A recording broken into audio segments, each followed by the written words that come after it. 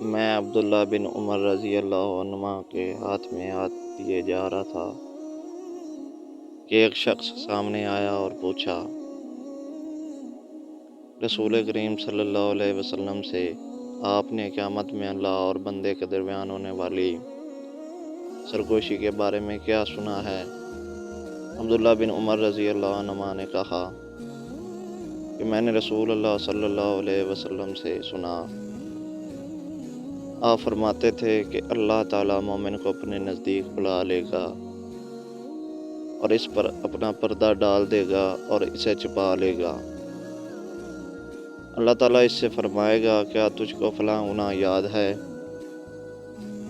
وہ مومن کہے گا، ہاں اے میرے پروردگار۔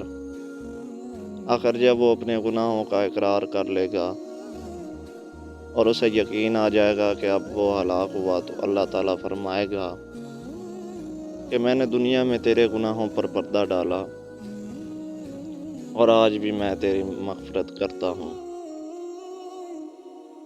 چنانچہ اسے اس کی نیکیوں کی کتاب دے دی جائے گی، لیکن کافر اور منافق کے متعلق ان پر گواہ ملائکہ، انبیاء اور تمام جن و انس سب کہیں گے کہ یہی وہ لوگ ہیں جنہوں نے اپنے پروردگار پر جھوٹ باندھا تھا۔ خبردار ہو جاؤ، ظالموں پر اللہ کی پھٹکار ہوگی۔ صحیح بخاری حدیث نمبر 2441۔